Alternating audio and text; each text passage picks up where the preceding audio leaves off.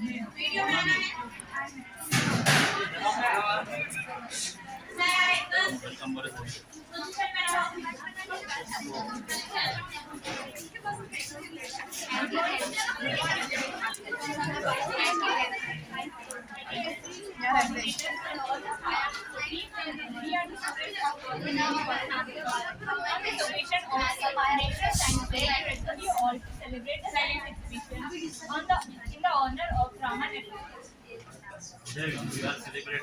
we are celebrating science exhibition. So let us see the models of stories. Okay, start your presentation. Not say. Hi.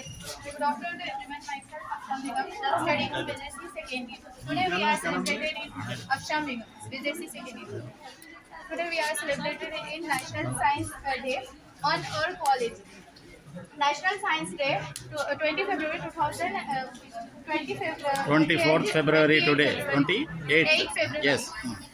C.V. Raman जो है sir C.V. Raman Chandrasekhar Victor Raman जो Raman effect को पेश करे Raman effect Raman Raman effect को पेश करे Raman effect और से बोलो 28 फरवरी को नेशनल साइंस डे मनाया जाता है।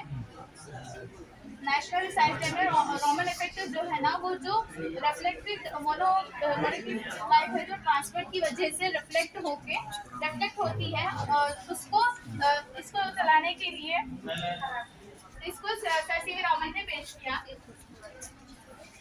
और इसमें दो तरह की लाइट होते हैं इलेक्ट्रिक एंड इलेक्ट्रिक जो है तो वो कंजर्व की वजह से अलग हो जाती है और इलेक्ट्रिक जो है वो कंजर्वेट नहीं होती जिसकी वजह से हम रामन इफेक्ट को देख सकते हैं।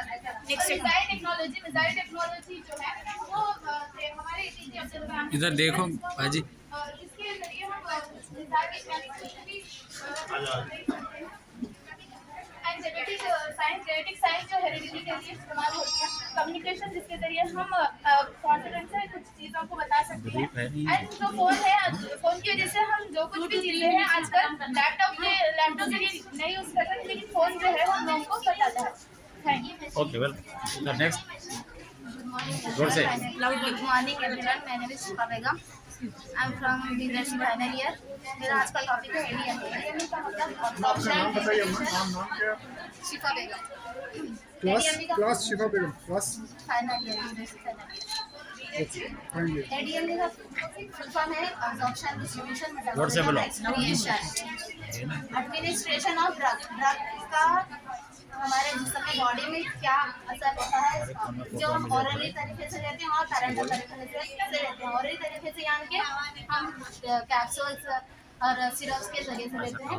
पैरेंटल ड्रग्स हम जो इंजेक्शन के जरिए लेते हैं जो वीनस में जो रगों में लेते हैं और मस्कुलर जो इंसुलिन इंजेक्शन जो होता है मस्कुलर मसल्स पे लेते हैं और सबक्यूटेनियस ड्रग्स होता है जो चीज़ पे लगाते हैं जैसे कि लोशन क्रीम्स वगैरह।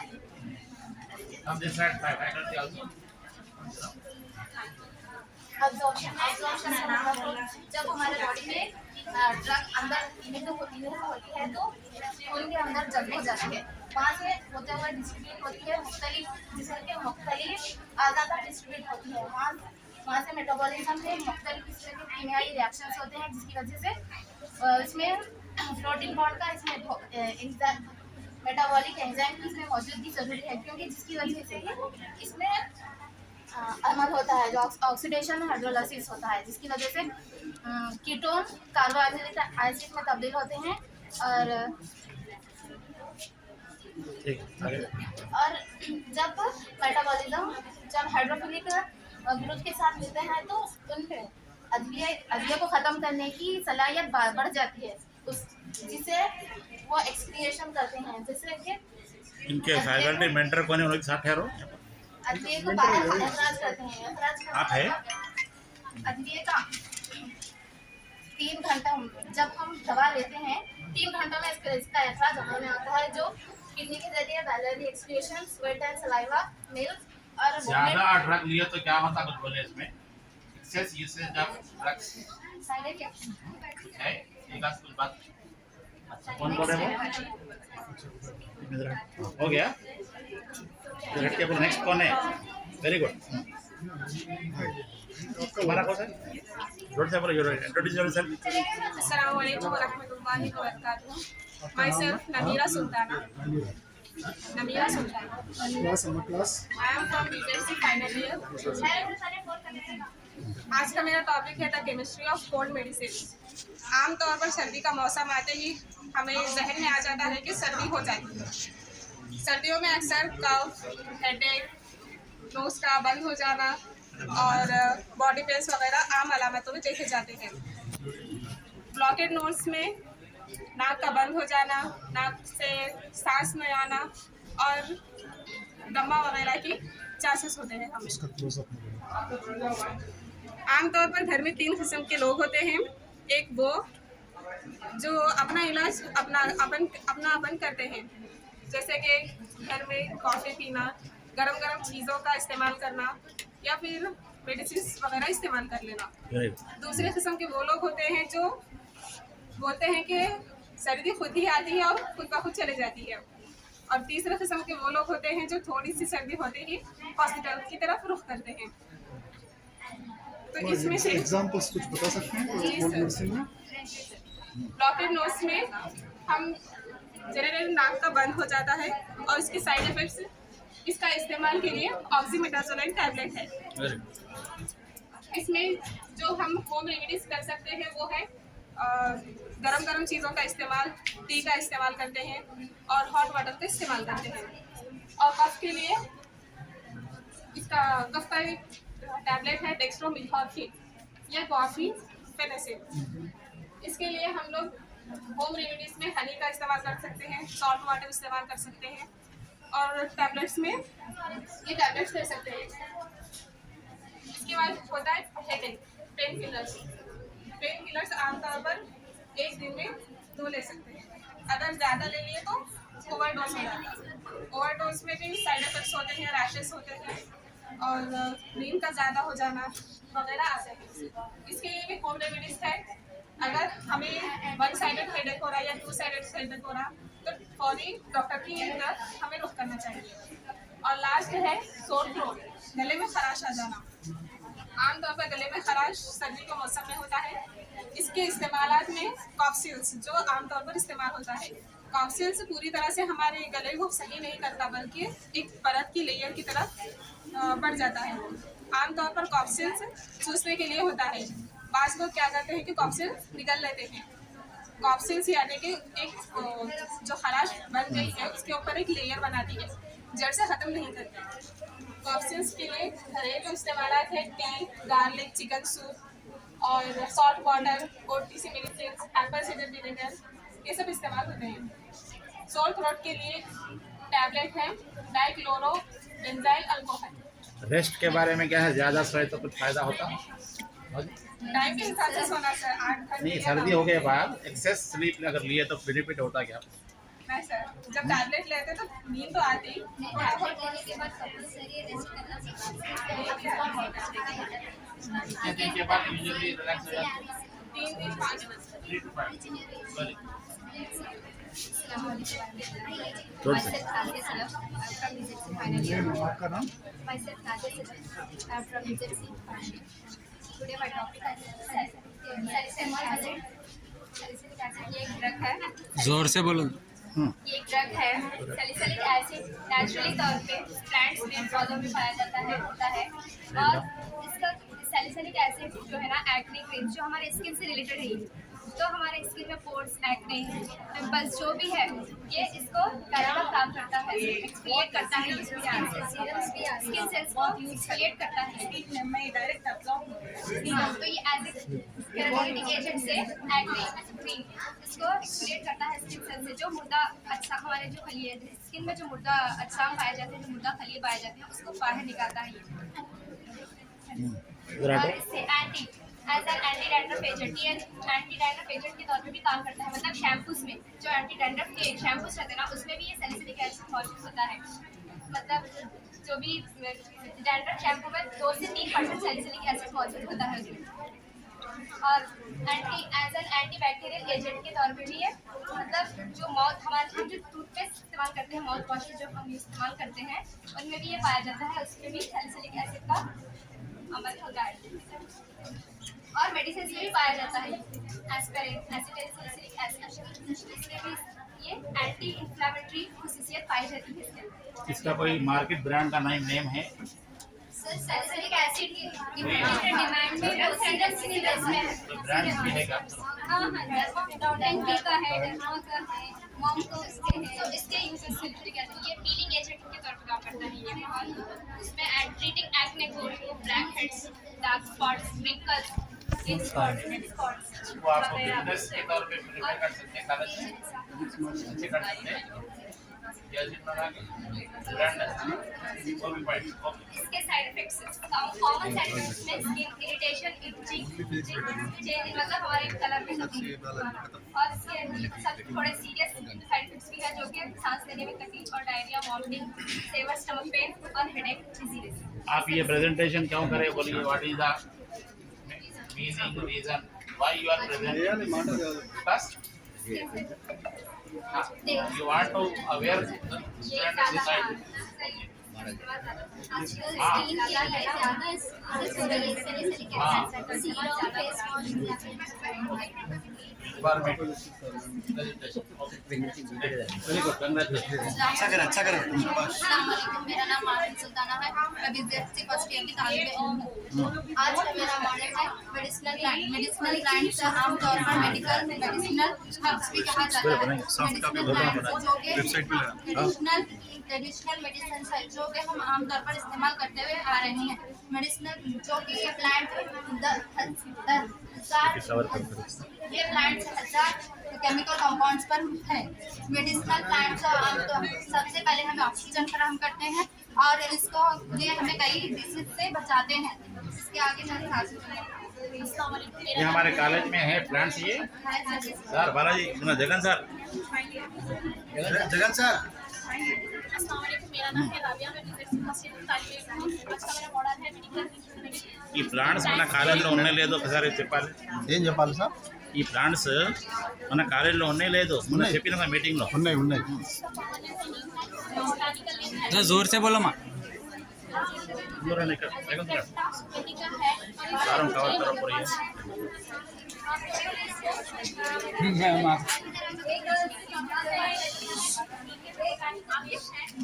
ये किसके दिल में?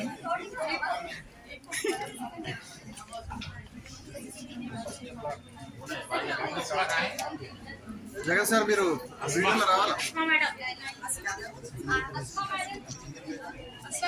సార్ మీరు చెప్పండి ఏమంటారు?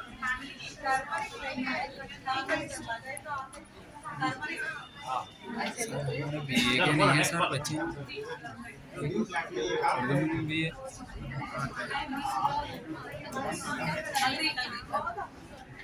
गाइड करे उन्हें మీరు చెప్పండి వాళ్ళు ये दुनिया का रायाल अम्मा ये टर्मरिक का लीफ कौन से है? वो लीफ आपके पास है? आपका खेत ही है? चलो जोर से बोलो आवाज़ नहीं है सर। క్వశ్చన్ మీరు చేయదు మీరు డిపార్ట్మెంట్ ఉంది కదా చెప్పండి రాయాలి సార్. అది వింటారు కాదు నన్ను అడిగినాను मेदे की सफाई के लिए इस्तेमाल किया जाता है और जुबान की सफाई के लिए भी इस्तेमाल किया जाता है। तुलसी कॉमन नेम है, बोटानिकल नेम है ऑसीमम टेरियोफ्लोरियम है। तुलसी आमतौर पर खांसी और सर्दी के लिए भी इस्तेमाल किया जाता है। एलोवेरा है, बोटानिकल नेम है एस्पोडिलेक्सिया है। एलोवेरा को स्किन के लिए साफ करने के लिए इस्तेमाल किया जाता है और इसको बालों की लंबाई के लिए भी इस्तेमाल किया जाता है। नेक्स्ट है पिपरमिंट है, बोटानिकल नेम है मेंथैक्स पिपरमिंट है। लोग इसे सर्दी या खांसी के लिए ज़्यादा इस्तेमाल करते हैं। पपाया कॉमन नेम है, बोटानिकल नेम है कासिया पपाया है। फैमिली है कार्सिसिया है। पपाया आमतौर पर टाइफाइड के लिए बीमारी के लिए इस्तेमाल किया जाता है। इसको इस्तेमाल किया जाता है। लेमन कॉमन नेम है, बोटानिकल नेम है केट्रस लेमन है। इसे सूजन को निकालने के तौर पर लेमन का पत्ता इस्तेमाल किया जाता है। एंड मैरीगोल्ड है, कॉमन नेम मैरीगोल्ड है, बोटानिकल नेम एस्टेरेसिया है। इसे इसके फ्लावर से तेल को निकाला जाता है। और टर्मेरिक है, कॉमन नेम टर्मेरिक है, बोटानिकल नेम है कुकुम्बा लौंगा है। ये टर्मेरिक को आमतौर पर एंटीबायोटिक। हाँ, एंटीबायोटिक के तौर पर इस्तेमाल किया जाता है। का कॉमन नेम है कैंथेड्रल बेल्स है। इसको डायबिटीज के लोग ज़्यादा इस्तेमाल करते हैं सबके यहाँ। अपने कॉलेज में कितने हैं प्लांट्स, इसको आप काउंट कीजिए, नहीं है तो लगाना है इसको। Medicinal plants in our college. Okay, very good. चलो नेक्स्ट।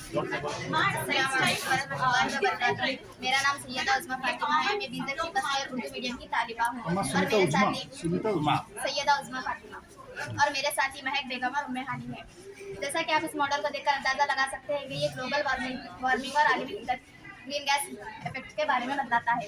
फैक्ट्रियों से निकलने वाले नाकारा मादे जो हमारे माहौल को और मवेशियाँ फसलों को खराब कर रहे हैं और घरेलू अशिया जैसे कि रेफ्रिजरेटर और एसी से निकलने वाला क्लोरोफ्लोरोकार्बन ओजोन की परत को खराब कर ओजोन की परत में बिगाड़ ला रहे हैं। हमें इसे बचाने के लिए अपने अतराफ अपना कई सारे पौधे लगाना चाहिए और बताते हैं। हमारे ये अतराफ आप अपना ये अच्छे अम्मा से पौधे ये लगाना बॉटल्स क्यों चाहिए लगाया, ये वायल्स क्यों लगाया, मेडिसिन वायल्स? क्योंकि नाकारा मादे है जो फैक्ट्रियों से निकल रहे हैं उसकी वजह से pollution, water pollution. Pollution Fever है है, जिसकी वजह से ओके, कई सारे जानवरों और पौधों पर असर हो इसका रहा असर है। पड़ता है। वेरी ये ग्रीन पार्ट है। ये हाँ, ये इंडस्ट्री पार्ट ये इंडस्ट्री पार्ट पोल्यूटेड है। गुड। ओजोन का फार्मूला क्या है पता है? वो 2 है, वो 3 है, C3 है ओजोन का वो 3 है। Carbon dioxide. तो अब इसमें क्या बोले, फाइनल रिजल्ट बोले इसमें? तो हमें अगर हमें पोल्यूशन को रोकना है तो हमें मशीनों की काम करके थोड़ी कम करके अपने हाथों से काम करना चाहिए और अपने अतराफ अच्छी तरह से पौधे लगाना चाहिए। अपनी कार्बन डाइऑक्साइड खुद तैयार करना चाहिए अपने हाथों से पौधे लगा। आपकी एज के हिसाब से अब तक कितने पौधे लगाए? जी सर, घर के पास लगे सर। जो बोल रहे करके बताना है। जी सर, 8-10 लगे तो सर। आप प्लेज लीजिए कि हम जो है एवरी ईयर इतने पौधे लगाएंगे, जी सर। कॉलेज में भी सोसाइटी में। जी सर। Very good. आप भी कुछ बोल रहे हैं? Okay, next. Assalamualaikum. Myself Zeba Fatima. I am from BZC second year. Right, इसमें model name is ultra structure animal cell. हमारी खलिया की अल्ट्रा साफ है तो इसमें सबसे बड़ा मरकज़ा होता है न्यूक्लियस। इसमें कई तरह के सेल्स पाए जाते हैं। जैसा कि एक मिसाल लेकर मैं आपको बताना चाहती हूँ कि एक मजदूर एक दीवार तैयार करने के लिए एक ईंट से एक दीवार तैयार करता है। सेम वैसे ही न्यूक्लियस में भी कई तरह के सेल्स मिलकर न्यूक्लियस तैयार होता है। इसमें कई तरह के ये न्यूक्लियस में कई तरह के ऑर्गन्स पाए जाते हैं जैसा कि माइटोकॉन्ड्रिया, लाइसोसोम्स, माइक्रोट्यूब्यूल्स, राइबोसोम्स। इसमें कई तरह के पाए जाते हैं। तो ये सेल खलिया की फैलियाती इकाई है और इसको डिस्कवर करने वाले साइंटिस्ट का नाम है रॉबर्ट हुक ने डिस्कवर किया।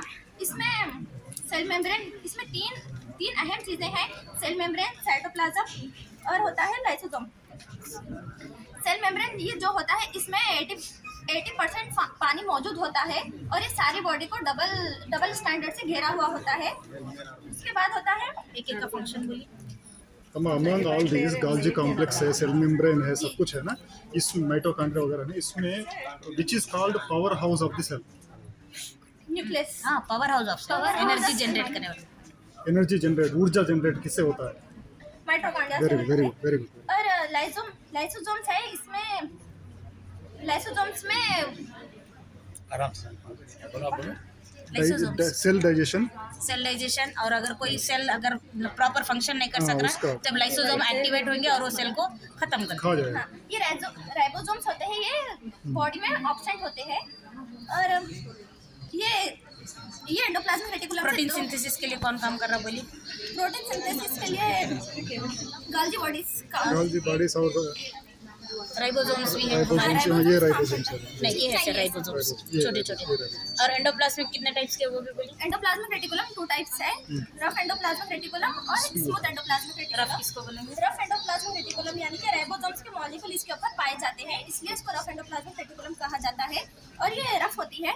और स्मूथ एंडोप्लाज्मिक रेटिकुलम यानी कि इसके ऊपर भी राइबोसोम्स के मॉलिक्यूल खैर मौजूद होते हैं जिसकी वजह से गैर मौजूद होते स्मूथ हैं। नजर आती है। हाँ, ये मुलायम ये पूरा सेल का स्ट्रक्चर है ना, इसमें जीन्स कहाँ पे रहते हैं? Genes genetic material, genetic material का उर्दू में क्या बोलते हैं genetic material? Genetic material DNA क्या है? हेरिडेटरी जी जीन्स जो हमारे पेरेंट्स से हमको ट्रांसफर होने वाली चीज़ कौन सी है? जी मतलब होता है डीएनए उसमें okay Is there any test to count the number of cells? नहीं है ना? है सर। है। सेल काउंटिंग किया जा सकता है माइक्रोस्कोप, सिंपल प्रोसेस। माइक्रोस्कोप में अगर ब्लड सैंपल डाल के आराम से काउंट कर सकते हैं। तो हेल्दी बॉडी के लिए क्या है कुछ रेट वगैरह? हर सेल का अलग अलग रेंज है सर।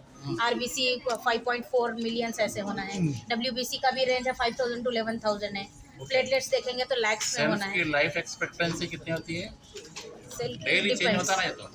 डिपेंड्स करता बनते है रहते, सर, उसकी बढ़ते रहते। एक्टिविटी के ऊपर डिपेंड करे। न्यूरॉन्स है जो हाइपर एक्टिव है उसकी थोड़ी सी एक्सपेक्टेंसी कम रहेगी, जो काम ही नहीं कर रहे तो थोड़ा सा ज़्यादा जिंदा रहेंगे। अगर आरबीसी का आरबीसी देखेंगे तो 120 डेज 120 डेज का म्यूटेशन भी कंटिन्यूअस प्रोसेस है। जी सर। ओके इसका रीजन ये होता है कि हमारे जिस्म में इतने सारे ऑर्गन्स पाए जाते हैं तो हमें पता चलता है कि कौन क्या काम करता है।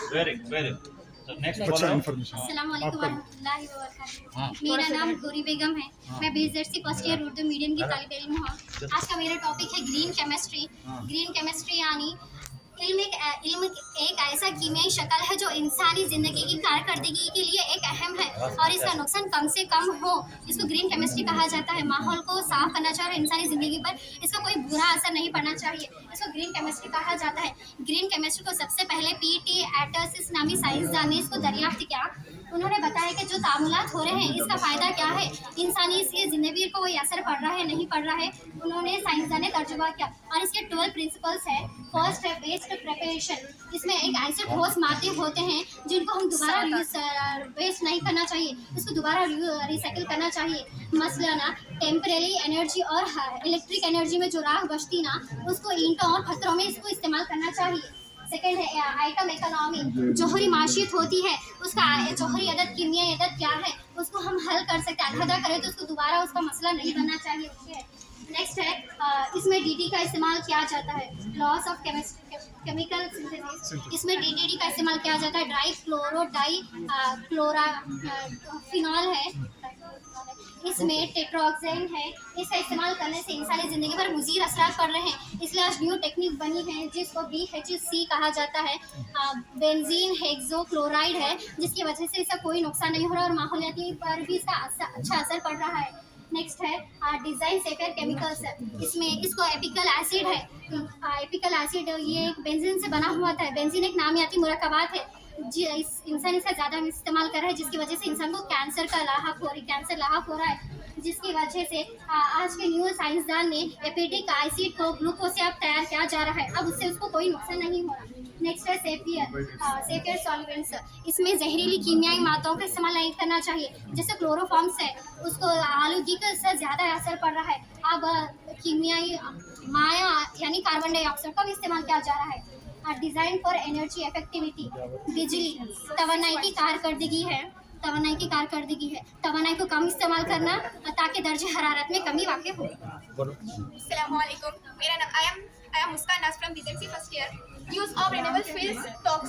ये है जो पेट्रोलियम केमिकल्स है जो उसको पेट्रोलियम केमिकल्स को मतलब वो अगली जनरेशन तक सिलसिला ऐसे ही चलते रहे। हमको केमिस्ट्री के बारे में कुछ भी नहीं मालूम था। वो प्रिंसिपल्स है ना, हमको जनरलाइज करके बोलते हैं।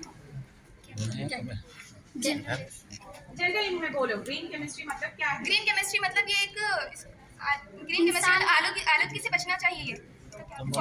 ग्रीन केमिस्ट्री यानी इंसान के लिए फायदा होना, माहौल पर इसका बुरा इफेक्ट नहीं पड़ना, ज्यादा से ज्यादा फायदा होना लेकिन नुकसान किसी को नहीं होना, इसलिए इसको ग्रीन केमिस्ट्री बोल रहे हैं। इसमें केमिकल्स आलूगी वेस्ट मटेरियल जो होता है उसको दोबारा रिसाइकिल करना, इसलिए इसको कोई नुकसान नहीं होना। ऐसी चीज जिसको दोबारा से यूज किया जा सके उसको green chemistry. You are presenting the green functions. Chemistry means functions. Green chemistry for the environment. The environment of chemistry पूछ रहे क्या है?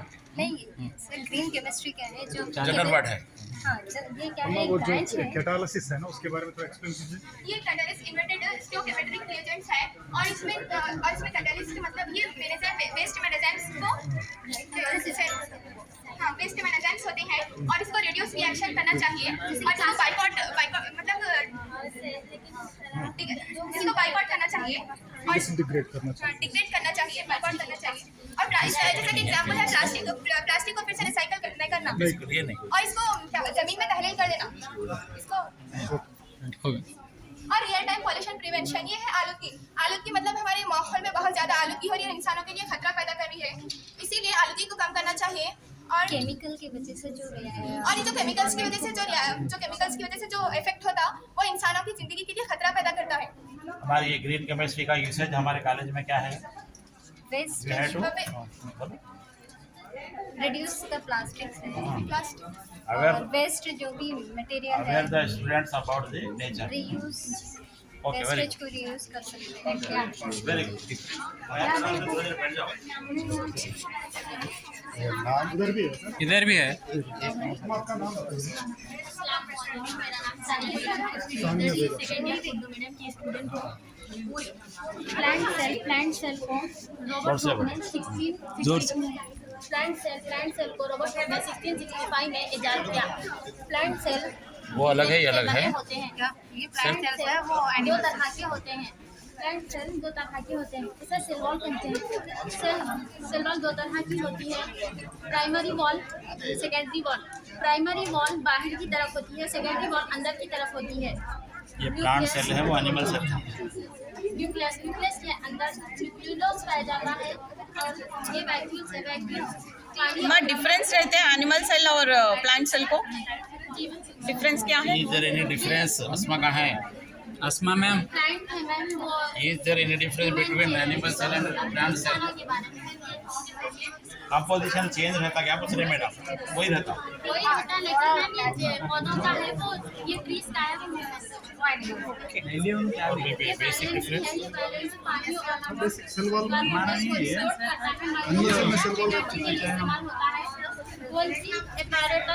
प्रोटीन्स और लिपिड्स बातें के नहीं। लिए जरा चुप बैठो ना। जखीरा करता है। इसमें एंडोप्लाज्मिक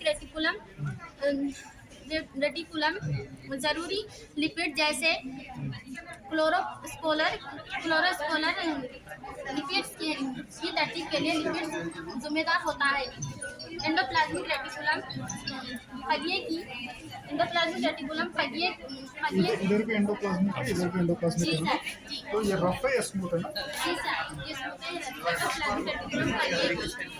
फगिए की आरामदाह हालत से फसा हालात में तकसीम होने के लिए प्रोटीन्स को खारिज करता है। सेल वॉल मर्यादा के आसपास होती है। क्लोरोप्लास्ट प्लांट सेल का लाइफ टाइम रहते हैं कितने दिन सर? एट्ला प्लांट सेल कितना दिन जीता है? प्लांट सेल सर अगर छोटा है जैसे चने का झाड़ वो रहता ना वो 3 महीने तक रखते हैं, फिर वो चना हो जाता है उसको निकाल देते हैं। अगर ट्रीज लगा रहे बड़ा है तो वो कई सालों सदियों तक रहता है, 100 साल तक ऐसा। और एनिमल में सेल को इन्फेक्शन आते हैं, इसको भी आते हैं। अब काम ही नहीं है उसका गिरेगा फिर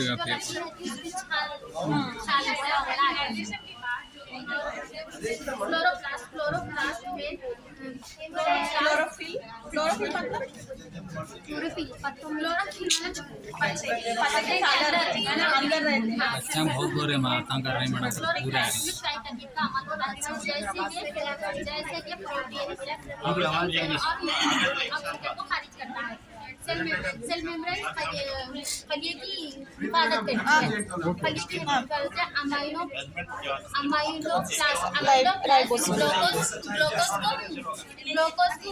ग्लूकोज को खारिज करती है। राइबोसोम्स फगिए के अंदर होते हैं। राइबोसोम्स आरा रहने से बने होते हैं। नाम क्या है माँ? सानिया बेगम प्लांट सेल। हाँ हो गया इधर आओ फिरदौस। अस्सलामुअलैकुम। नंबर है। नाम क्या है? ठहरो यहीं। Afiya Nanda class number from BSc first year Urdu medium in government degree college. दिख रहा है। मेरा मॉडल का हाँ, नाम है सर। हेमोडायलिसिस। ये जब इंसानी किडनी फेल हो जाती है तो ये मशीन आर्टिफिशियल किडनी की तरह काम करती है और इस और इसमें सॉल्ट मौजूद होते हैं। अगर सॉल्ट की कमी पेशी हो तो ये एडजस्ट करते हैं। यहाँ से ब्लड किया जाता है और डियालिसिस फिल्टर हो जाता है।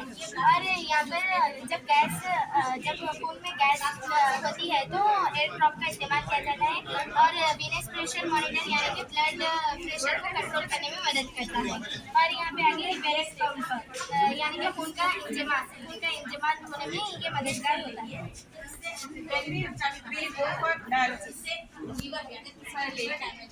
डायलिसिस का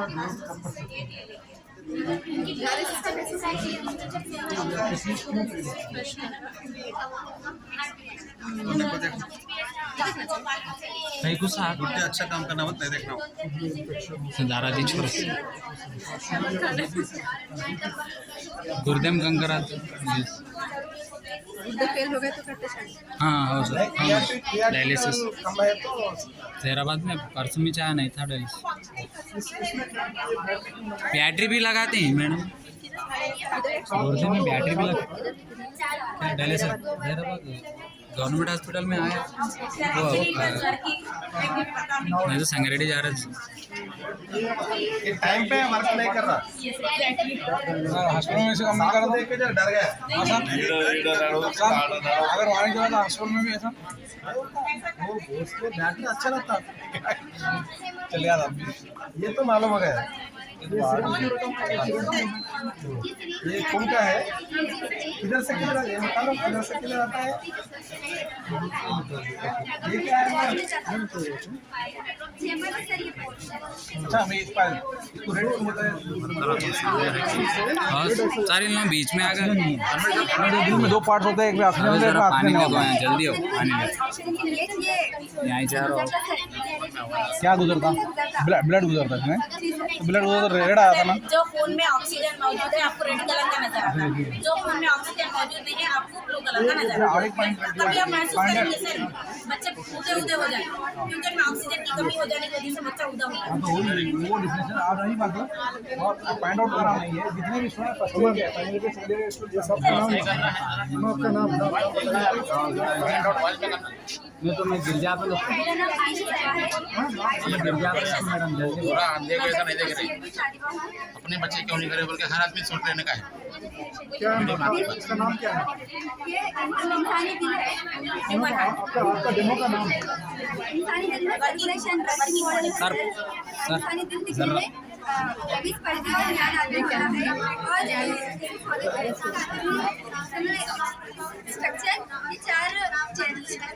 बात सर पूरे बात जा रही सारे एक बच्चे पूरे साइलेंस उन पे क्या काम है मैडम पूरे बात आ रही पूरा जो ये वाले ब्लड में ऑक्सीजन वगैरह मौजूद रहता जो वरीदे रहते हैं पूरे जिस्म से ये वाला ब्लड लेके आते हैं फिर उनको पास जरा मंगवाना जी मैडम बच्चे और वो प्रोसेस अर्जेंट है आ जाने के बाद ये रेड हो जाता है और पूरे जिस्म में चले जाता है वापस। This is for oxygenated, this is for deoxygenated.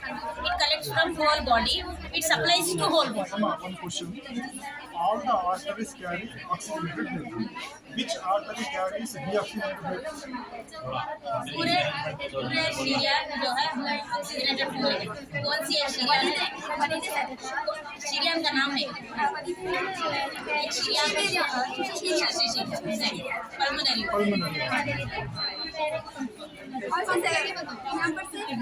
ये मैं इसको क्या बोलूं? ये एरिया को क्या बोलूं? सर जरा खोल इस तरफ बॉल में इस तरफ बोलो सर, इसमें पानी की ट्राइकस्पिड सुंबल कौन सा तो। है? ट्राइकस्पिड कौन सा है? आपकी ये वाला कौन सा है? इसमें कितना दरवाजा रहता है? इसमें कितना दरवाजा रहता है? बाइकस दो रहते सर ये बाइकस पे ये बाइकस ये वाला बाइकस है ये टाइप इसमें आयोटा कहाँ पे है?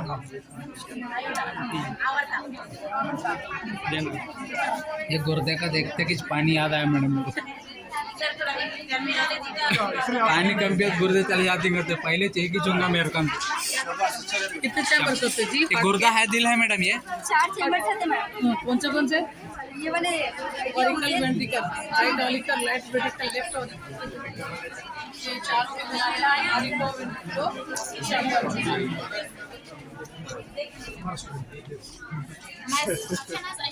myself Aisha Naz and I'm studying BSc final year. Myself Aisha Naz. इसमें रहने sir topic stem cell technology. Stem cell technology यानी कि ये एक सेल से कई सेल्स को पैदा कर सकते हैं। स्टेम सेल टेक्नोलॉजी इसको 1868 में हैकेल ने इसका अमल में लाया। स्टेम सेल टेक्नोलॉजी इससे एक सेल से कई सेल्स को बना सकते हैं। आजकल स्टेम सेल टेक्नोलॉजी को बहुत यूज कर रहे हैं। स्टेम सेल टेक्नोलॉजी को यानी कि जब बेबी के बर्थ के बाद स्टेम सेल उसकी प्लेसेंटा और उसके जो अमेरिकन कॉर्ड है ना उसको स्टोर करके रखे, ये क्योंकि उसमें ना स्टेम सेल प्रेजेंट करें, ये बाद में अडल्ट स्टेज में जब उसको डिसीजेस होंगे, पार्किंसंस डिसीज यानी कि हार्ट डिसीज, लिवर डिसीज जो होते हैं ना वो स्टेम सेल से उसको ठीक कर सकते हैं। स्टेम सेल टेक्नोलॉजी यानी सेल से जो कि क्लासिफिकेशन है एम्ब्रियो और स्पर्म के मिलने से जब इसका फर्टिलाइजेशन होता है टूटीपोटेंट सेल्स है। टूटीपोटेंट सेल यानी कि ये सेल से कौन से भी पूरा ऑर्गेनिज्म बना सकता है, बॉडी का पूरा हर सिंगल सेल आल्सो एक सेल से पूरा ऑर्गेनिज्म बना सकता है, एक पूरा उसके ऑर्गेनिज्म बना सकता है इसमें। और उसके अंदर प्लूरिपोटेंट सेल यानी कि ये ऑर्गेनिज्म तो नहीं बना सकता लेकिन ना बॉडी के अंदर जो डिफरेंट सेल्स रहते हैं ना उनको बना सकते हैं। मल्टीपोटेंट सेल यानी कि ना इसमें एक ऑर्गेनिज्म यानी कि एक पर्टिकुलर टाइप ऑफ सेल्स, लेकिन आप ब्लड है, ब्लड के अंदर जो भी आरबीसी डब्ल्यूबीसी प्लेटलेट्स जो रहते हैं ना वो किस्म के सेल्स को बना सकते हैं। उसके बाद स्टेम सेल टेक्नोलॉजी इसके टाइप्स है, इसके टाइप्स हैं कि embryonic stem cell, adult stem cell. Embryonic stem cell यानी कि स्पर्म और ओवम के जब मिलने से फर्टिलाइजेशन होता है, एम्ब्रियो बनता है, उसको प्लास्टोसाइट बनता है। प्लास्टोसाइट जिसमें ना इसमें कई टाइप्स ऑफ सेल्स रहते हैं, स्टेम सेल्स मौजूद होते हैं। ये एक स्टेम सेल से एंटीबॉडीज को बना सकते हैं, न्यूरॉन सेल को बना सकते हैं, एक हार्ट को बना सकते हैं, एक लिवर सेल को बना सकते हैं, एक बेबी को भी बना सकते हैं स्टेम सेल से एक स्टेम सेल। उसके बाद अडल्ट स्टेम सेल है जो कि ना अडल्ट एज में यानी कि हम जब बड़े होते थे तो अडल्ट स्टेम सेल जो बोन रहती ना उसके अंदर बोन मैरो रहता, उसमें स्टेम सेल प्रेजेंट रहते हैं। इससे भी कई सेल्स को बना सकते हैं, ब्रेन, टीथ, आरबीसी, डब्ल्यूबीसी हर एक सेल्स को बना सकते हैं। ये स्टेम सेल टेक्नोलॉजी की आजकल बहुत यूज हो रही है, आजकल बहुत यूज हो रही है, इसीलिए इसको ज्यादा स्टोर करके रख रहे हैं। उसके बाद इसके एप्लीकेशंस हैं, हम स्टोर कर सकते हैं। हम इसको कभी अब तक Your question, ma'am. How many years we can store? It depends on storage, ma'am. 100 years we can store. Before, like we can store blood, no, ma'am. Like that we can store stem cells also. For 100 years also. If we doesn't have any disease, if we store stem cells for next 2 to 3 generation, we can save. From this we can develop any organ. Application of stem cell technology ये तेजी से तरक्की याफ्ता technique है क्योंकि stem cell में एक new organism bone marrow के अंदर हड्डी के अंदर बोन मैरो पाया जाता है। ये बोन मैरो से हम ब्लड से जिसके आरबीसी स्टैंडर्ड बना सकते हैं। जैसे कि इसमें कैंसर के ट्रीटमेंट ये टेक्निक यूज कर रहे हैं। सेकंड है कार्डियक डिजीज, ये हार्ट की बीमारी जैसे कि हार्ट अटैक आना, ये बीमारी मसल्स डैमेज हो जाते हैं। मैं एक क्वेश्चन है, अगर एंडोक्राइन सिस्टम में पिट्यूटरी है, थाइमस है, ओके, पैराथायराइड है, एंडोक्राइन ग्लैंड्स है, कैन यू व्हाट इज से make endocrine glands with the help of stem cells? Yes. Sir, if we can develop whole organism means we can develop any type of cell. Sir sorry sir organism को बनाने का सलाहियत है, capacity है, उनके पास हर cell को बना सकते हैं लोग। कौन से भी सेल यानी कि इसमें मल्टीपल सेल यानी कि कौन से भी ऑर्गन यानी कि हार्ट की कौन से भी सेल्स को बना सकते हैं, लिवर है, लिवर की कौन से भी सेल को बना सकते हैं। पर्टिकुलर एक एप्लीकेशन इसमें बोन मैरो से हम स्टेम सेल्स को इंजेक्ट करके इंजेक्शन के जरिए ट्रांसफर करते हैं। ये कार्डियक हार्ट डिसीज में इस्तेमाल करते हैं, जिसमें आजकल बहुत सारी बीमारियां, डायबिटीज, कैंसर, बहुत सारी बीमारियां हैं। ये स्टेम सेल टेक्नोलॉजी एक उम्मीद की किरण दिलाती है। थर्ड वन है पार्किंसन डिसीज जो कि डोपामाइन पैदा करने वाले न्यूरॉन्स तेजी से खत्म होने लगते हैं। इसमें तेजी से ऐसा डैमेज होने Could you लगते हैं। explain what are the symptoms of Parkinson's disease? एक इंसान में पार्किंसन डिजीज है वो कैसे पता क्योंकि उसको बार-बार भूलेंगे बीमारी भूल सकता है वो और उसके मतलब एक बार बहुत सेटअप हो गए धीरे-धीरे और कम होने लगे। शेकिंग ऑफ हैंड्स, हाथ हिलते हैं पार्किंसन में। अल्जाइमर का है, अल्जाइमर का डिस्कस करें। अल्जाइमर दो ऑलमोस्ट सेम चीजें हैं सर, दोनों में न्यूरॉन्स को बनाते स्टेम सेल्स न्यूरॉन्स को बना के हमारे इंजेक्शन से दिमाग में ब्रेन में डाला जाता है। ये रेटिनल आर्टरी डिसीज है जो ये मतलब हड्डी बोन के अंदर यहाँ पर उंगलियां जैसे टेढ़े होने लगती हैं, जॉइंट्स पेन होने लगता है। ये ज्यादातर वुमेन्स में होता है यानी कि बोन्स का पूरा शेप पूरा बिगड़ने लगता है। यहाँ पे ना स्टीम सेल को अभी वो तरह से लेके इसमें भी इसको ठीक किया जा सकता है। ये स्टीम सेल टेक्नोलॉजी एक ऐसी टेक्नोलॉजी है जो कि इसमें हर डिसीज को ठीक कर सकते हैं। क्या ये स्टीम सेल बहुत एक्सपेंसिव है ना? एक्सपेंसिव है मैम, स्टोरेज इज एक्सपेंसिव से उनके लिए मिनिमम 4-5 लाख रुपए ओनली फॉर स्टोरेज। इंडिया में डेवलपमेंट क्या है तो थोड़ा इसके बारे में। इंडिया में अभी सर जहीराबाद में तो नहीं, लेकिन हैदराबाद के कॉर्पोरेट हॉस्पिटल में स्टेम सेल सेव कर रहे, जो अम्बेलिकल कॉर्ड से आता है ना, उसमें स्टेम सेल है, तो अम्बेलिकल कॉर्ड से निकलने वाला खून को सेव कर रहे हैं कि इनको फ्यूचर में अगर कोई डिसीज हुई तो ठीक कर सकते हैं। टेक्नोलॉजी इथिकल है कि अखलाकी है? राबिया मैडम, जी सर। स्टेम सेल और प्लाज्मा में क्या फर्क है? प्लाज्मा सेल का ब्लड का कॉम्पोनेंट है, ये स्टेम सेल बेसिक सेल है जो कोई किसी भी किस्म के सेल को बना सकता है। प्लाज्मा सिर्फ लिक्विड पोर्शन है वेरी गुड प्रेजेंटेशन। ये स्टीम हम एक क्वेश्चन पूछ रहे हैं क्या ये क्या स्टीम सेल टेक्नोलॉजी इथिकल है यानी कि अखलाकी है? क्योंकि हाँ, क्योंकि ना अगर बेबी के जब हम एक बेबी के बाद ग्रो होता स्टीम सेल लेकिन स्टीम सेल लेने की चीज से ब्लास्टोसाइट खराब हो जा रहा है, जिसकी वजह से बेबी को ग्रोथ होने से हम रोक दे रहे। ये एक एथिकल इशू है सर, इशू है। उसके बाद आफ्टर डिलीवरी और before delivery ma'am, adult cell we can collect after delivery, embryonic before delivery, जब developmental stage है। बेबी को ग्रोथ होने के बाद ये स्टीम सेल यहाँ पर नॉट एथिकल है ना? नहीं ग्रोथ मतलब पूरा वो से वीक के बाद लेना है। आफ्टर 20 वीक्स अगर हम अबॉर्ट करा रहे उससे सेल ले रहे, it is unethical. Before 20 weeks if you are taking, it is ethical. 20 weeks और any dangerous for baby? For baby, yes. yes, exactly, it will be dangerous. Still we are property. Stem cell यहाँ पर placenta है, placenta को दूसरी countries में मतलब यहाँ पर डिस्कार्ड कर दिया। अरे वहाँ बच्चों चुप दूसरी कंट्रीज में इसको स्टोर करके रखते हैं क्योंकि उसके अंदर स्टीम सेल पाया जाता है। जब यही बेबी जब बड़ा होता है, जैसे कुछ डिसीज है जैसे कैंसर डिसीज, हार्ट डिसीज होते हैं, जब वही उसी के स्टीम सेल्स को उसी के बॉडी में ट्रांसफर करते हैं। ये टेक्निक है, ये बहुत एक्सक्लूसिव टेक्निक है, बहुत अच्छी टेक्निक है, इसीलिए इसे आजकल बहुत यूज करते हैं। Next. Assalamualaikum. Good afternoon, everyone. Myself Uzma Begum. I am from DZC final year student. Today my topic: how to identify ABO blood group. सबसे पहले कार्लन स्टीनर नामी साइंसदान ने ABO ब्लड ग्रुप को दरियाफ्त किया, यानी तजवीज़ किया। इसके लिए 1913 ईस्वी में इसे नोबेल प्राइज अता किया गया है। इंसानी खून में मौजूद RBC खलियात जिसके प्लाज्मा में एंटीजन मौजूद होते हैं, इस पर एंटीसिरा A, B और D डालकर मिलाने से RBC के खलियात में एग्लूटिनेशन का अमल अंजाम आता है। ये एंटीसिरा A, एंटीसिरा B एंड एंटीसिरा D। एक स्लाइड ले लेंगे सबसे पहले हम प्रैक्टिकल करने के लिए एक स्लाइड ले लेंगे और उसमें खून के 3 खतरे ले लेंगे। खून के 3 खतरे ले लेकर एंटीसिरा A और एंटीसिरा B और एंटीसिरा D डालकर उसे हिलाएंगे और यस सर, यस मैम। और ध्यान रहे कि इस अमल को करते वक्त बहुत एहतियाती तदाबीर इस्तेमाल करें क्योंकि खून एक बायोहैज़र्ड है, इसलिए इसमें कई किस्म के माइक्रो ऑर्गेनिजम्स मौजूद होते हैं और हो सकता है इन्फेक्शन के चांसेस हो। अगर एंटीसिरा A और एंटीसिरा D दोनों में एग्लूटिनेशन मौजूद हो, यानी खून का जमा होना मौजूद हो, तो ये A पॉजिटिव ब्लड ग्रुप जाहिर होगा। और अगर सिर्फ एंटीसिरा A में एग्लूटिनेशन मौजूद हो तो A नेगेटिव ब्लड ग्रुप जाहिर होगा। अगर एंटीसिरा B और एंटीसिरा D दोनों में एग्लूटिनेशन का अमल वाक़ई हो तो B पॉजिटिव ब्लड ग्रुप जाहिर होगा। अगर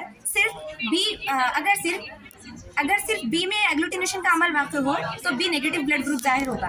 अगर A, B, D तीनों एंटीसिरास में एग्लूटिनेशन का अमल वाक़ हो तो AB पॉजिटिव ब्लड ग्रुप जाहिर होगा, और सिर्फ एंटीसिरा A और एंटीसिरा B दोनों में एग्लूटिनेशन का अमल वाक़ हो तो AB नेगेटिव ब्लड ग्रुप जाहिर होगा। अगर सिर्फ एंटीसिरा D में एग्लूटिनेशन का अमल वाक़ हो तो O पॉजिटिव ब्लड ग्रुप जाहिर होगा, और अगर किसी में भी एग्लूटिनेशन का अमल वाक़ ना हो तो ये O नेगेटिव ब्लड ग्रुप होगा।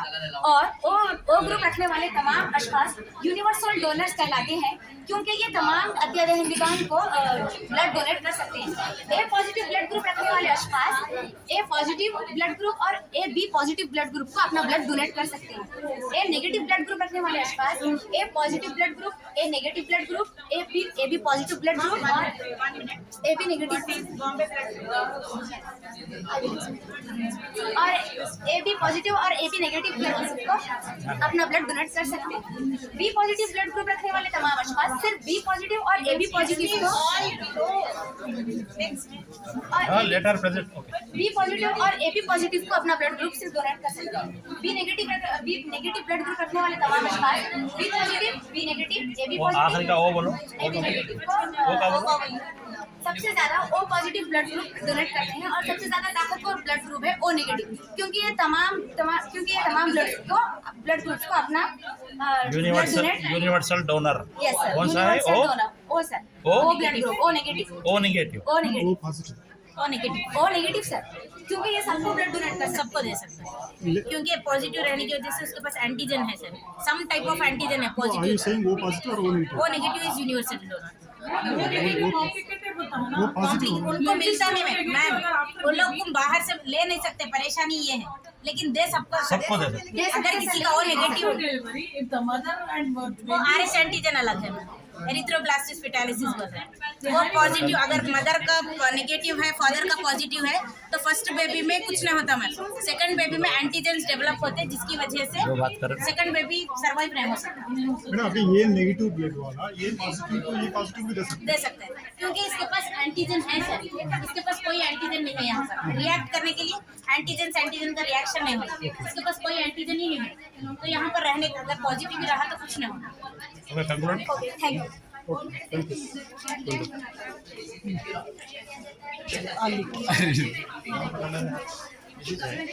ये लोग का है कार्बन डाइऑक्साइड। नाम बताइए। Farzeen Begum, Asifa Begum. Year, title carbon cycle, carbon dioxide, carbon cycle. मेरा नाम सरीन बेगम है। आज का हमारा टॉपिक है कार्बन डाइऑक्साइड। कार्बन डाइऑक्साइड की साइकिल को जानने से पहले हमें ये जानना जरूरी है कि कार्बन क्या है। कार्बन डाइऑक्साइड एक कार्बन और 2 ऑक्सीजन से मिलकर CO2 बनाता है।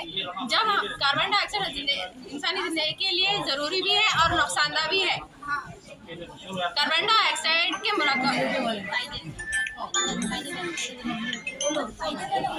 कार्बन डाइऑक्साइड को सॉफ्ट ड्रिंक्स में इस्तेमाल किया जाता है, क्योंकि कार्बन डाइऑक्साइड जल्दी से पानी में हल पजीर हो जाते हैं। 1 लीटर पानी में 1.5 लीटर कार्बन डाइऑक्साइड हल पजीर हो जाते हैं। कार्बन डाइऑक्साइड जब पानी से तामुल करता है तो एक तेजाबी किस्म का जायका पैदा करता है और अलग किस्म की मिठास पैदा करता है। इसके बगैर सारी सॉफ्ट ड्रिंक हल्की महसूस होती है। कार्बन डाइऑक्साइड की एक खासियत ये होती है कि ये कुछ ज़्यादा अरसे तक कौन सी भी चीज़ को स्टोर करके रख सकता है। अगर सॉफ्ट ड्रिंक्स में ऑक्सीजन भरी जाएगी तो वो ऑक्सीजन हर चीज़ को सड़ा देती है और गला देती है। इससे सॉफ्ट ड्रिंक्स में कार्बन डाइऑक्साइड को भरा जाता है। और भी कई गैसेस है जो सॉफ्ट ड्रिंक्स में भरी जाती है, पर कार्बन डाइऑक्साइड में भरी जाती है, पर या तो वो सॉफ्ट ड्रिंक्स महंगी हो जाती है या फिर जहरीली हो जाती है। इसके अलावा कार्बन डाइऑक्साइड ज़्यादा अवेलेबल भी होती है। कार्बन डाइऑक्साइड के नुकसान, अगर कार्बन डाइऑक्साइड ज़्यादा मकदार में बढ़ जाए तो एटमॉस्फेयर गर्म हो जाता है और सांस लेने में बहुत ज़्यादा दिक्कत महसूस होती है। एटमॉस्फेयर में कार्बन डाइऑक्साइड 0.04% मौजूद है। कार्बन डाइऑक्साइड साइकिल में ये होता है, जब एटमॉस्फेयर में कार्बन डाइऑक्साइड मौजूद है, वो फोटोसिंथेसिस के दौरान सूरज की रोशनी कार्बन डाइऑक्साइड प्लांट्स हासिल करके फोटोसिंथेसिस का अमल जारी करते हैं, जैसा CO2 plus H2O plus sunlight gives C6H12O2 plus O2 खारिज करते हैं। O2 को प्लांट्स खारिज करते हैं, जिससे ऑक्सीजन खारिज हो गई, जो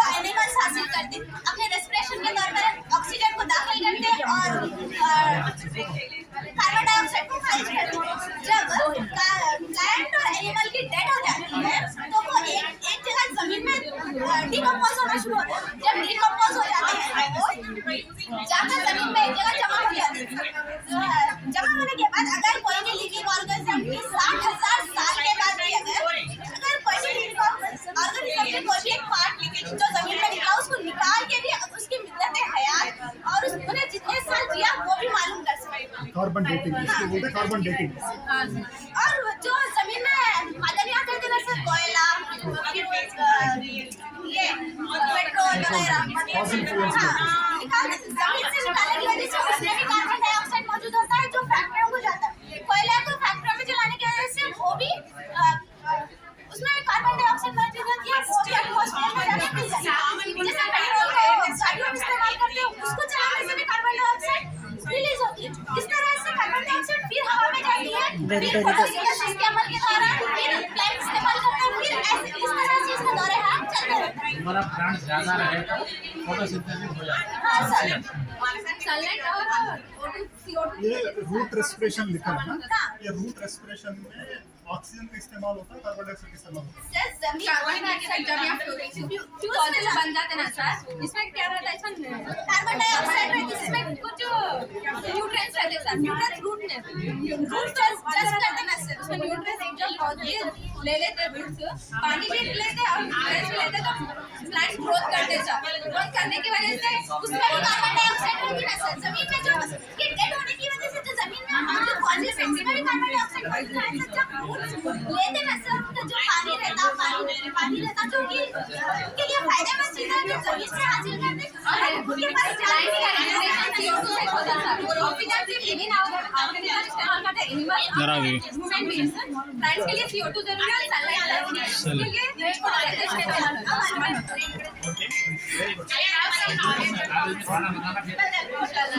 उनका नाम गुड आफ्टरनून दिशा नूरी सभा, यहाँ पर दिशा नूरी सभा।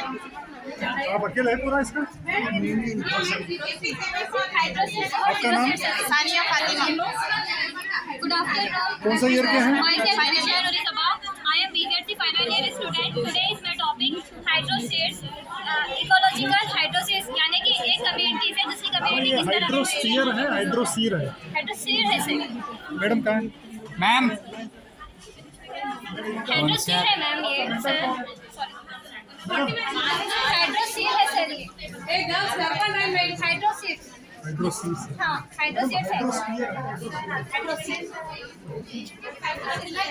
तुम्हारा अपने माहौल में इस तरह से डेवलप सिखा रहे हैं। इसके दो अभी इसमें होता सर ये वाटर में होता है। इसके 7 स्टेजेस है sir, second stage, submerged stage, floating stage, advance stage, footline stage, forest climate. इस तरह से नमू हो रहा है सर। पहले प्लांटल स्टेज जो कि माइक्रो ऑर्गेनिजम्स वगैरह पाए जाते हैं इसमें, जैसे कि हाइड्रेला पौधा जो नमू पाता है सर, इसकी वजह के बाद है ना इसका स्टेज सबमिट स्टेज जो कि छोटे छोटे प्लांट्स ग्रो होते हैं, तो सूरज की रोशनी ना मिलने की वजह से ये भी डेथ हो जाती है सर। इसकी डेथ की वजह से है ना न्यूट्रिएंट्स स्ट्रांग होते हैं जो कि आगे आने वाले पौधों से इजाफा हो सके, उसमें इसकी ग्रो अच्छी हो सके तरह से हो सके। इसको है ना थोड़ी सी सूरज की रोशनी मिलने से इसके पत्ते चौड़े होते हैं, ये दलदल ही इलाका एक मोटी लेयर बन जाती है सर। उस दलदल में गिरने वो और एक प्लांट ग्रो करता है सर। उसके बाद है ना वो सूरज की रोशनी से फिर से प्लांट अच्छी तरह से नमू पाए जाते हैं। इस तरह से ये 8 से 4 फीट तक अंदर है सर। 14 फीट होते हैं ना सर। उसके बाद ये होता है सर। उसके बाद है ना फुटलाइन स्टेज जो कि नहीं होता सर। कहाँ जा रहे हैं? जो कि सूरज की रोशनी मिलने से थोड़ा थोड़ा ग्रो होते रहते हैं, वुडलैंड स्टेज तक पहुंच जाता है। उसके बाद forest stage and climate stage भी कहा जाता है। इसको बनने के लिए बहुत साल का वक्त लगता है सर। उसके बाद है zero seed Sania expect.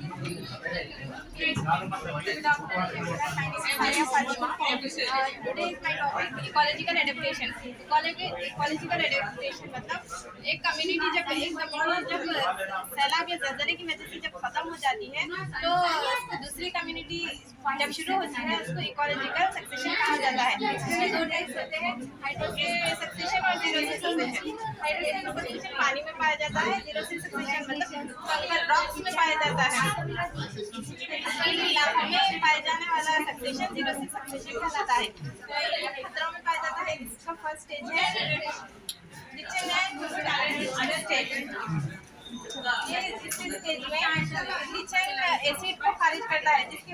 Rocks रहते हैं उसमें खतरे एक मिट्टी के परत मिट्टी सॉइल लेयर को खारिज करते हैं। इसकी वजह से जब सॉइल लेयर खारिज होती है तो उसमें पानी जज्ब होने लगता है अंदर। जज्ब होने की वजह से इसमें छोटे छोटे पौधों का नमू होता है। जब छोटे छोटे पौधों का नमू होता है तो इसमें न्यूट्रिएंट्स पाए जाते हैं या न्यूट्रिएंट्स आ जाते हैं और न्यूट्रिएंट्स आ जाने के बाद इसमें नेक्स्ट शार्प स्टेज होता है। शार्प स्टेज में ज़्यादा पानी अंदर जाता है ज़्यादा।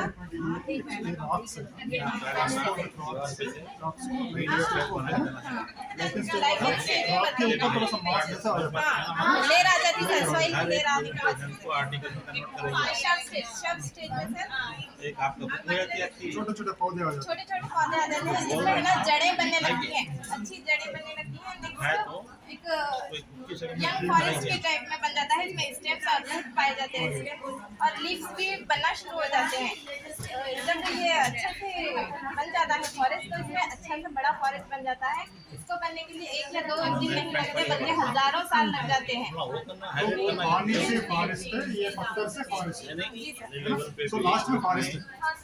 ये बनने के लिए ना सर बहुत ज़्यादा टाइम 1 या 2 दिन का रास्ता नहीं, हजारों साल लग जाते हैं। और ये जो पत्थर का स्टेज है, ये जो लाइशन का स्टेज के बीच में हमें वाटर चाहिए ना, without water it can't be possible. Sir without water के सर वो एक्चुअली इट इज जीरो सी है ना, तो जीरो यानी कि विदाउट वाटर। हाँ, तो इसके लिए मॉइस्चर जो भी इन्वायरमेंटल मॉइस्चर रहेगा उसको ही नहीं। अभी लास्ट है, 1 है चलिए एक है अडल्ट्रेशन साइबर सिक्योरिटी ओनली। आपका नाम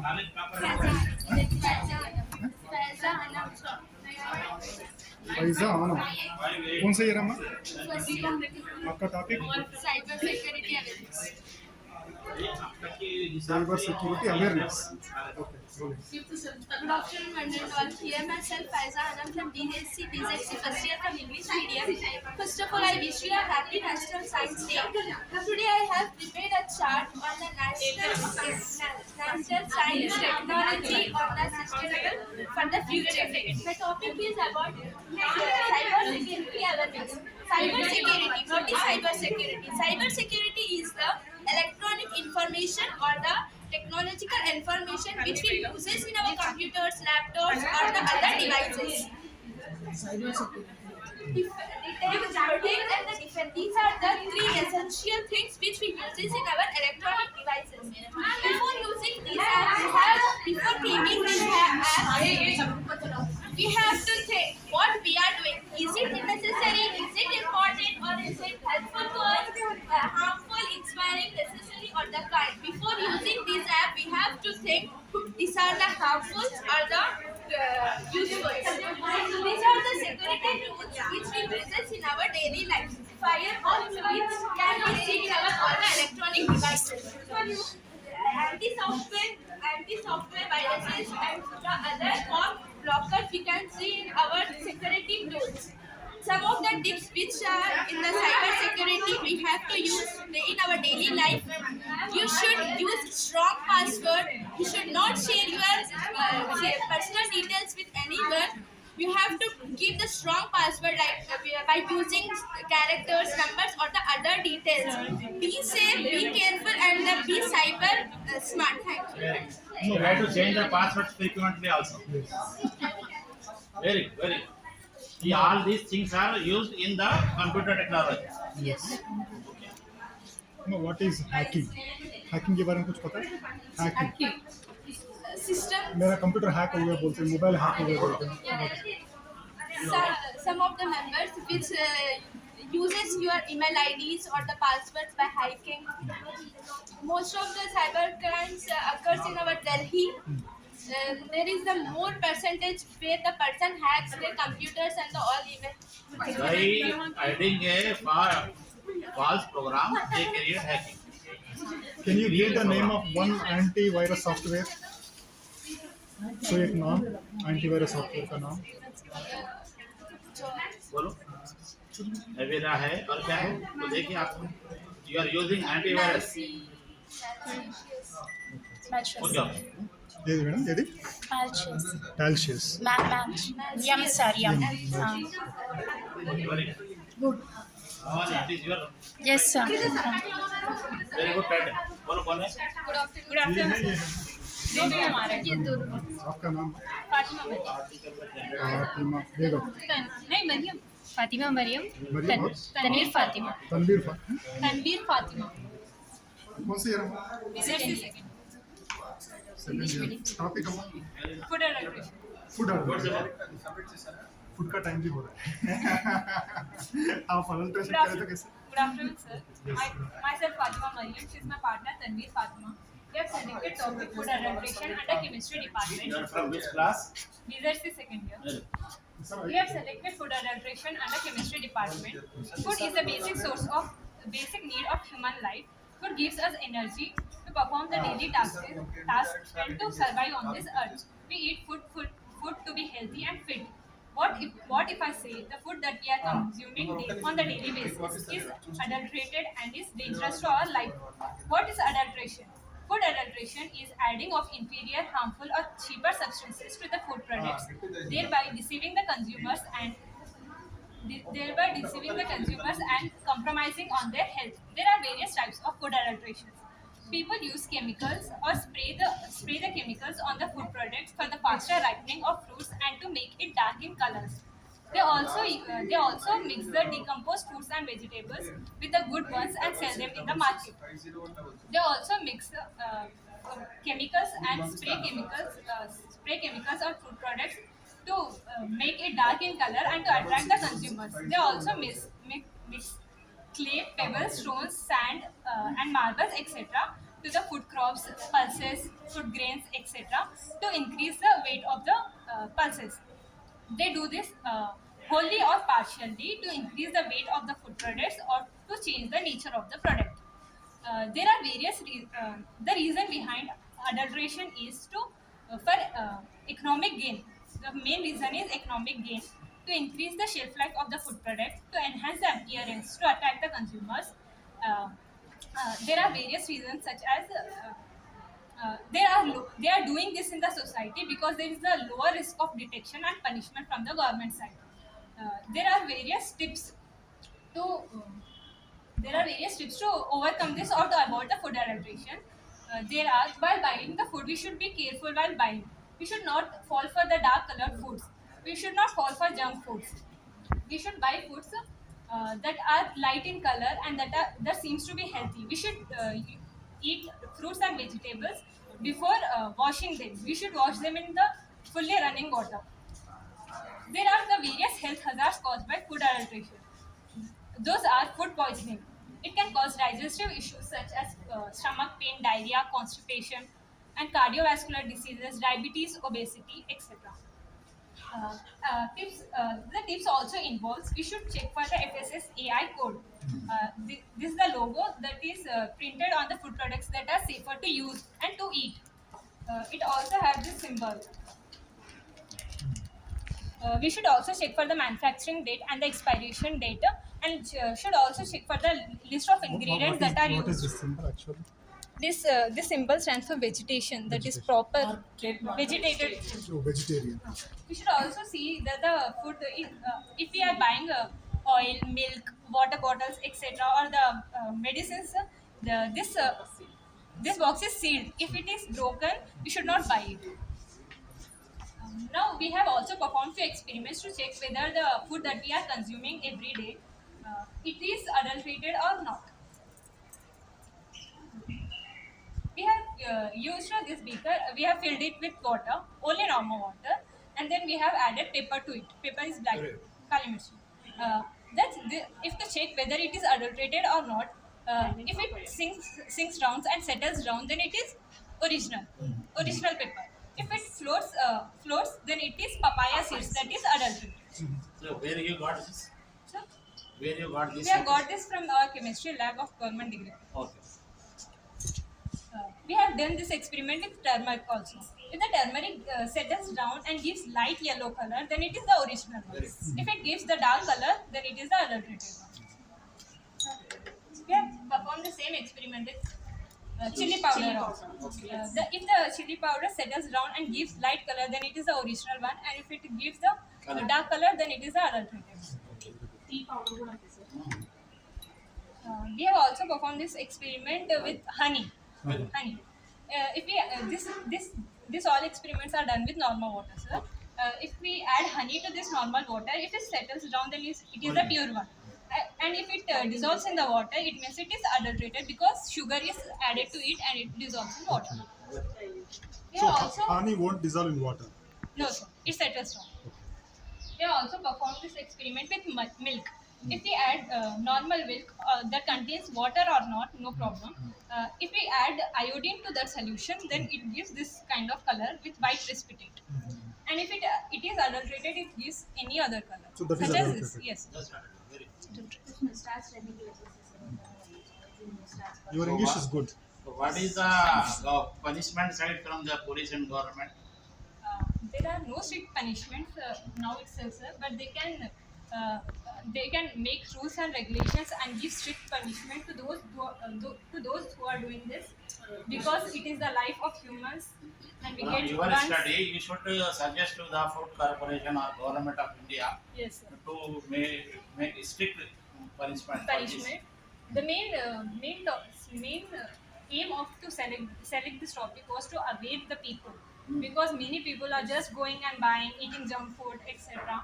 So to give them awareness and to understand the life that we have got, it is for only once. So we should eat healthy and Very good. Nice. Who is your mentor? I'm into several. Okay, welcome. Well, it is very बंद कर देना। necessary for lecturers to guide our students. They are having very good talent. Okay, stop.